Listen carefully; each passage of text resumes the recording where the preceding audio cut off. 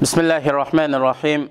Elhamdülillahi Rabbil alemin. Ve salatu ve selamu ala Resulina Muhammedin ve ala alihi ve sahbihi ecma'in. Amma ba'd. Esselamu aleyküm ve rahmetullahi ve berekatuhu. Hürmetlik ustazlar ve kırındaşlar. Bugünkü dersimiz Fitr sadaqasidan erişidigan 50 netice. Fitr sadaqasi katta ibadetlerden biri ve Allah'a yıkılışıdığan yıkıllık bulup, onun rozu bilen alakası bulganlık için Allah Teala bunu uluglap ve bunun şanını götürüp özüge kattı. İkinci, Fitr sadaqasi Ramazanda iftar kılış bilen vacip bulduğan sadaqa bulup, sadaqa iftarga qetildi. Çünkü iftar sadaqanın vacip buluşunun sebebidir. Üçüncü, Fitr sadaqasi iki sebep için farz kılındı. Birinci, rozadarını bekar söz ve naçar işlerden paklaş üçündür. Vaki İbn Cerrah rahimahullah mındaqdaydı. Ramazan iyi üçün birlediğen Fitr sadaqasi namaz üçün bolğan səhvəllikning iki secdesiga o'xshaydi. Rozanın kemçilligi Fitr sadaqasi bilan to'liqlanadi. Namazning kemçilligi səhvəllik secdesi bilan to'liqlanadi.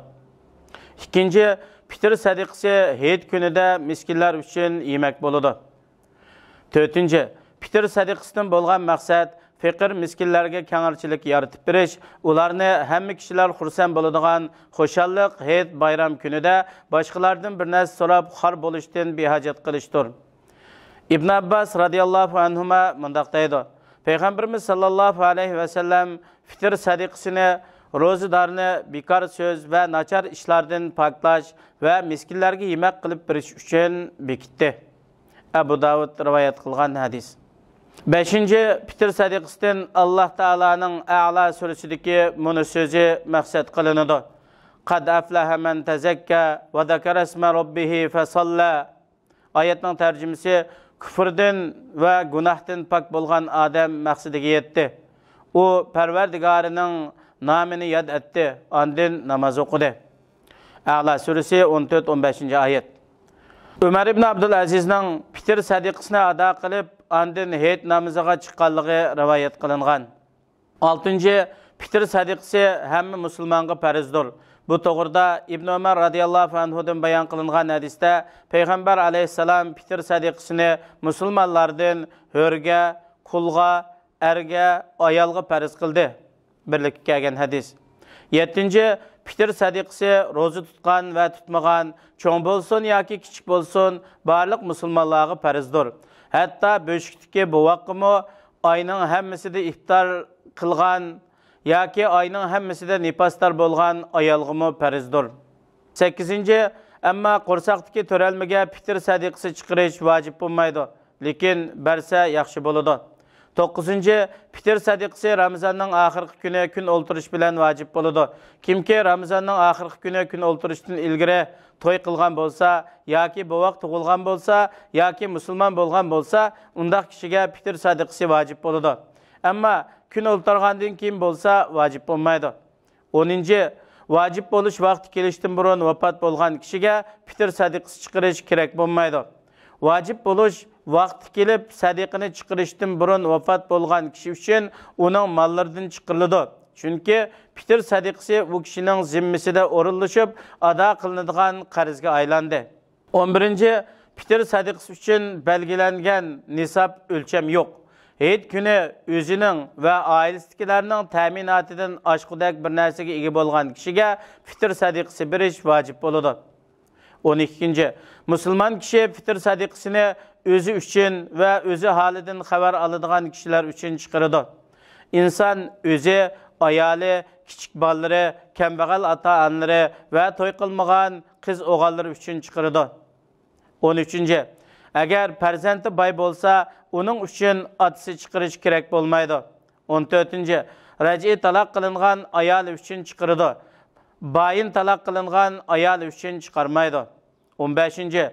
O'g'ilga o'zining o'gay otasi uchun Fitr sadaqasi chiqarish kerak bo'lmaydi. Chunki uningga o'gay otasiga nafiq qilish vojib bo'lmaydi. 16. Farzand o'zi ado qilishga qodir bo'lsa, o'zining Fitr sadaqasini o'zi chiqaradi. Agar otasi berayotgan bo'lsa, buning ziyni yo'q. Bolupmu atisi burundan tartib farzandlarining fitr sadiqasini o'zi birib odatlangan bo'lsa, ular cho'ng bo'lgandimi va xizmatga chiqqandimi burunqi odatini davomlashtirish vojib bo'ladi. 17. Fitr sadiqasini ado qilish kerak bo'lmaydigan kishininkini chiqarganda cho'qim u kishining ruxsatini olish kerak bo'ladi. 18. İş egisining qo'l ostida xizmat qilayotgan musulmon xizmatchilarning fitr sadiqasini chiqarishi vojib bo'lmaydi, lekin atadorchilik qilib bervasi bo'ladi. Lekin ularning niyatining hozir bo'lish uchun ularga bildirib qo'yish kerak. Chunki u ibodat bo'lganligi uchun ibodatni ado qilish uchun cho'qim niyat qilish kerak bo'ladi. 19. Yetimga ega bo'lgan kishining atadorchilik qilib, ular uchun fitr sadiqasi chiqarishi vojib bo'lmaydi. Agar yetimning meli bo'lsa, fitr sadiqasini chiqarish yetimning meliga vojib bo'ladi. Agar meli bo'lmasa, shar'iy jihatda uningga nafiq berish vojib bo'ladigan yaqinlarga uning uchun fitr sadiqasi chiqarish vojib bo'ladi. 20.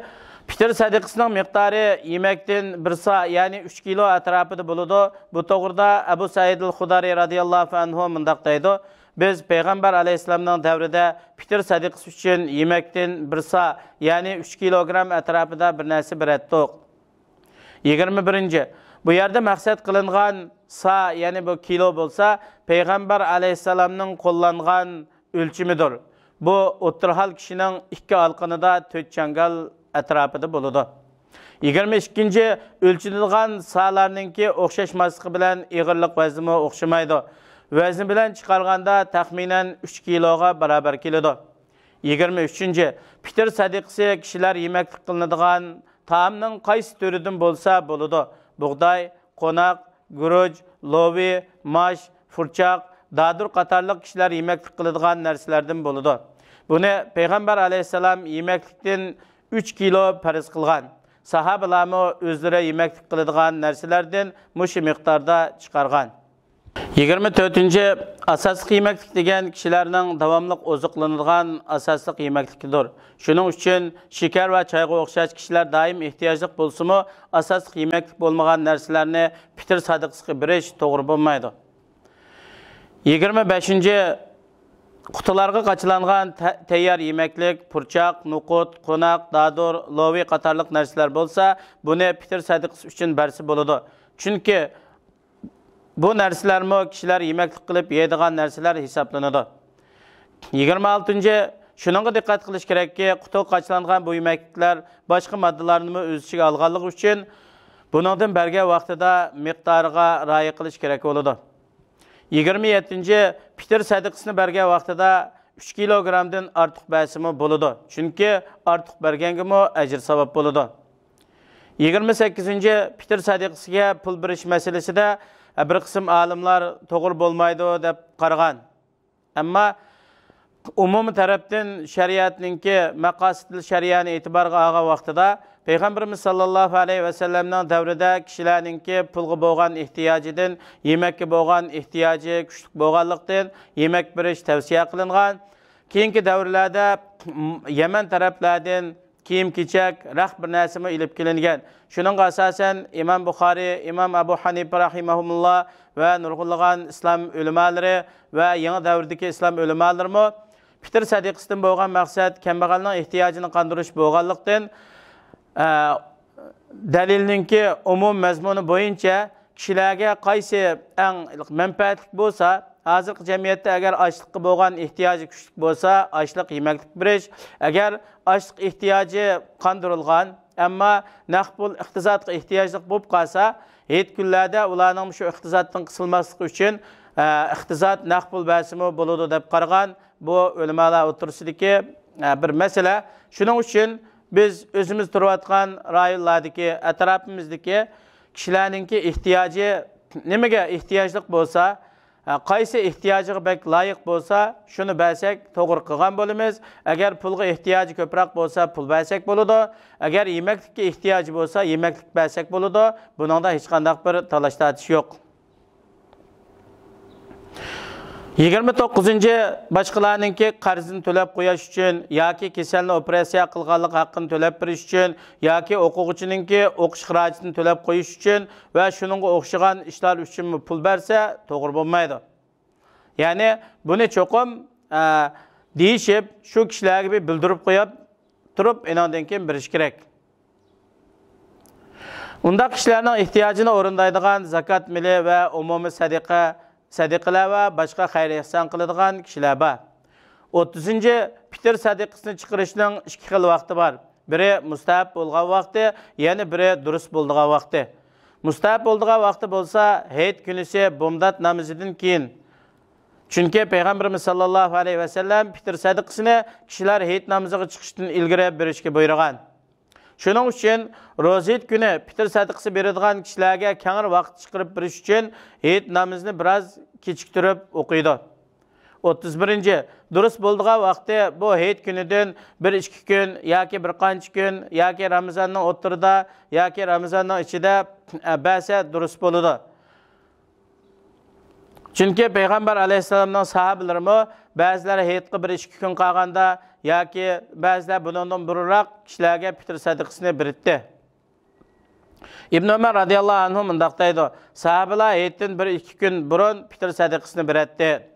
32-ci yuqorida bayon qilingan vaqtlardan burun ado qilgan kishilar garchi vaqt kirishdan burun ado qilingan bo'lsa-mu, lekin umumiy vaziyatning taqozosi yoki hozirgi vaziyatda hayit kunisi 7 yoki 1-2 kun qolgan vaqtida faqir miskinlarni izlab tepib ularga fitr sadiqasini yetkizish biroz qiyin bo'lganlikdan har holda imkoniyatning yetishicha bo'lsa hayit namoziga chiqishdan burun berish kerak yoki bo'lmaganda 1-2 kun burun berish kerak. Uningga imkoniyat bo'lmagan vaqtida amaliy sharoitga qara yetkizib berib yoki birasini vakil qilib 7-1-2 kun qolganda buni faqir miskinlarga berib o'tang deb boshqa yerlardan avatib bersa, bu to'g'ri bo'ladi.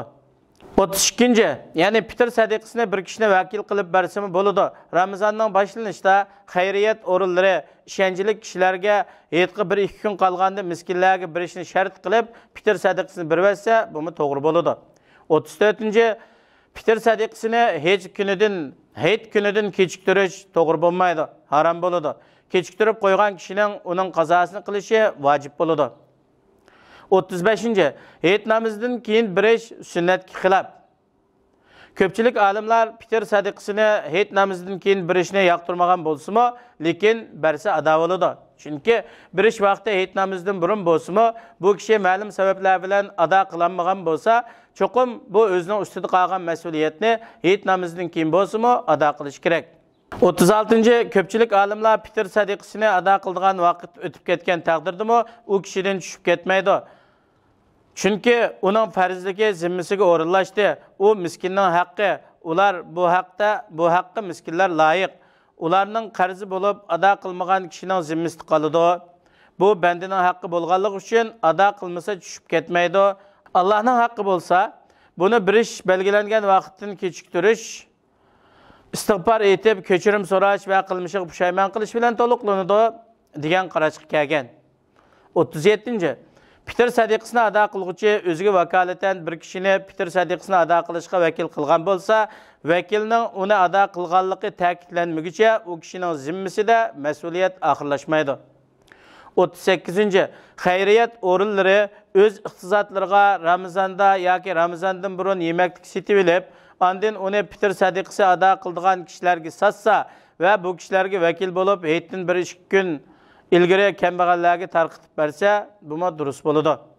39-ci xayriyat o'rinlarini fitr sadiqasini chiqaradigan kishilar vakil qilmasa-mu, o'z ixtiyori bo'yicha fitr sadiqasini ado qilib, ondan fitr sadiqasi ado qilish uchun kelganlardan buning pulni elishi to'g'ri bo'lmaydi.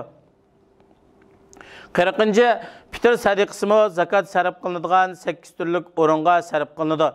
Ba'zilar bu faqat faqir miskinlarga berildi deydi. İslam peshvosi Ibn Taymiya, Ibnul Qayyim va zamonimizda o'tgan nurg'un olimlar bu qarashni ixtiyor qilgan. 41-ci fitr sadiqasini ado qiluvchi mumkin bo'lsa, sadiqani berish uchun yaxshiroq miskinni tanlab berish kerak. Fitr sadiqasini berib bo'lgandan keyin olg'uchining boy ekanligi oshkor bo'lsa, buning berguchiga ziyni bo'lmaydi, ado topadi. 42. Bir kishi fitr sadiqasi talab qilib kelgan bo'lsa, bergichi u kishining gap so'zi va sirtqi ko'rinishiga qarab bergan bo'lsa bo'ladi. Uning sirlarini bilishga Alloh ega bo'ladi.